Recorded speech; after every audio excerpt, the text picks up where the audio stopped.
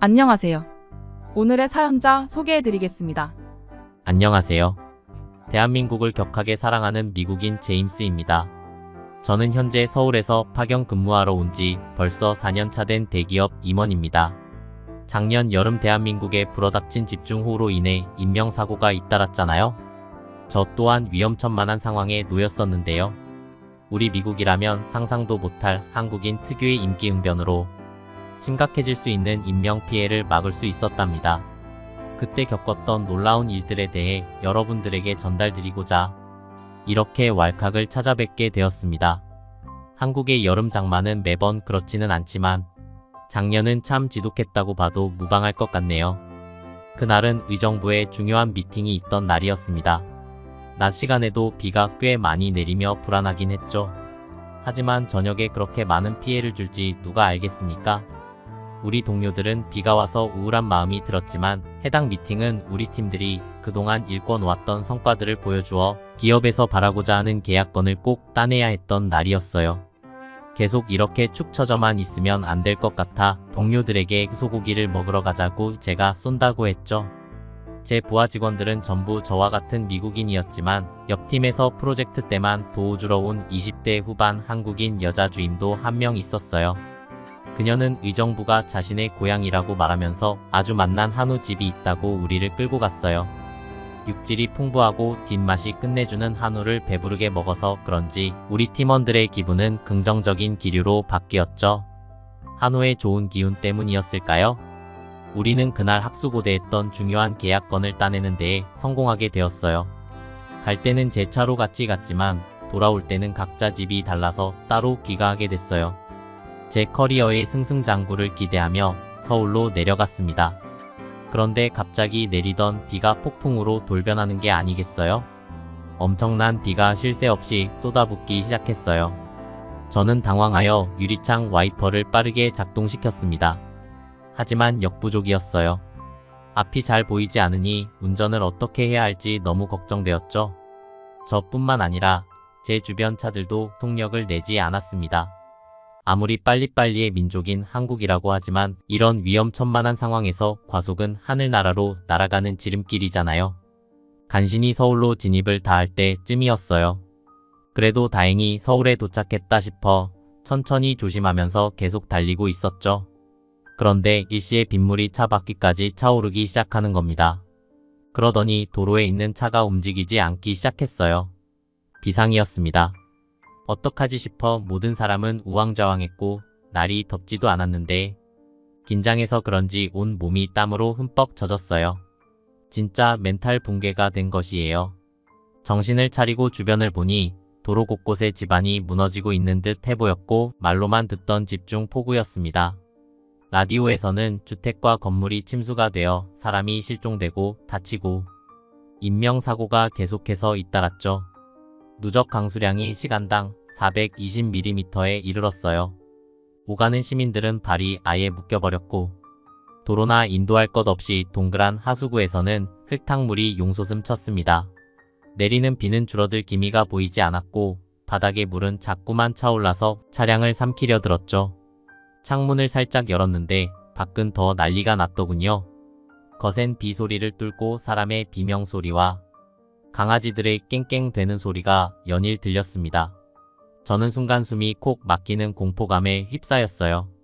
제가 어릴 적에 집단 따돌림을 받은 적이 있었는데 그때 학교에서 또래 아이들이 저를 화장실에 가두고 무차별적으로 때렸었거든요.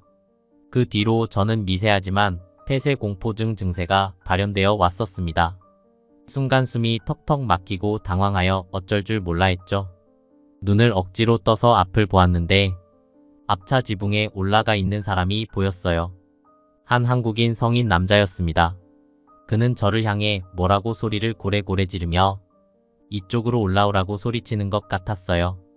하지만 저는 도저히 차 문을 열 용기가 나지 않았죠.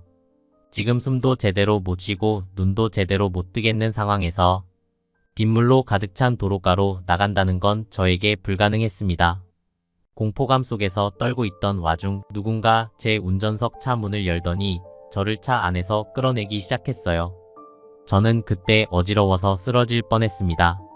그 찰나의 순간 그 사람은 저희 뺨을 세게 팍 쳤어요. 그리고 유창한 영어로 제게 말하더군요. 정신 차려요. 지금 한시가 급합니다. 정신 차리셔야 해요. 그리고는 그는 저의 과호흡을 막기 위해 말했어요. 선생님, 숨을 깊게 들이쉬세요. 괜찮아요. 다 괜찮습니다. 뒤늦게 안 사실인데 그 남자의 남동생이 저와 같은 폐쇄공포증 및 공황 증세가 있어 응급처치법을 잘 알고 있었던 거예요.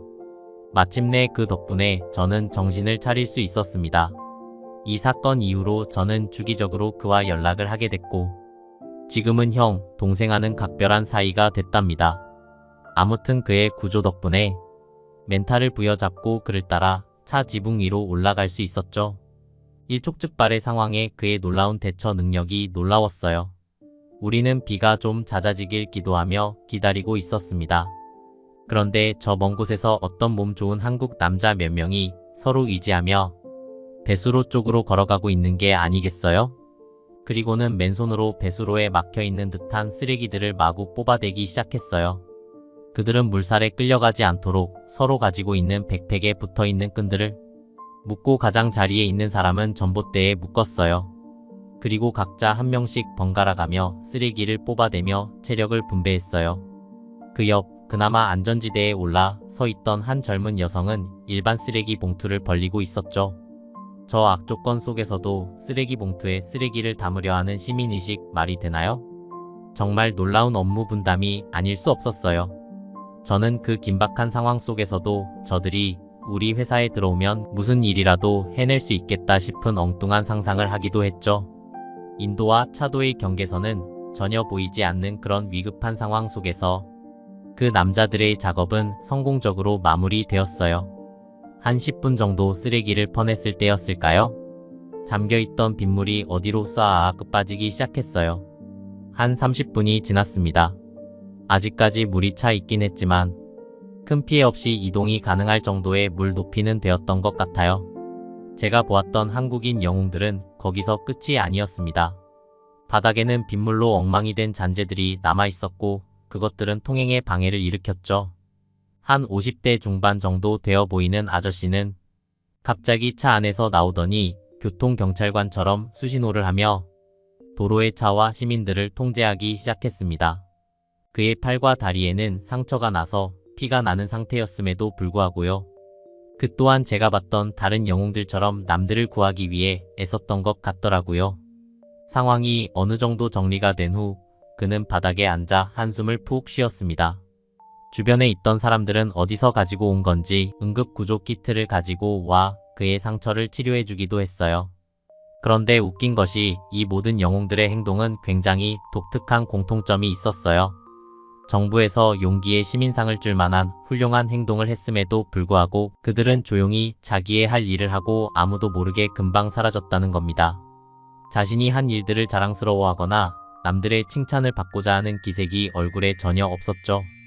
그저 위급한 상황 속에서 어떻게 하면 잘 헤쳐나갈 수 있을까만 고민한 사람들이었어요. 그분들 덕분에 저는 무사히 제 집에 도착할 수 있었답니다. 아마 그 한국인들이 아니었다면 어떤 아찔한 상황까지 치달았을지 상상도 되지 않는군요. 다른 나라라면 정부가 나서서 피해 복구를 하는데 한국이라는 나라는 국민이 나서서 피해 복구를 하는 것 같아요. 정말로 대단한 민족인 것 같습니다. 이 영상을 보고 있는 분들 중에 그때의 영웅분들이 계시다면 다시 한번 진심으로 감사하다고 전달드리고 싶네요. 감사합니다.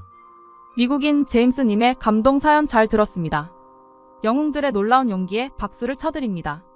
아직까지 우리 세상은 살만한가 봐요. 지금까지 왈칵이었습니다. 감사합니다.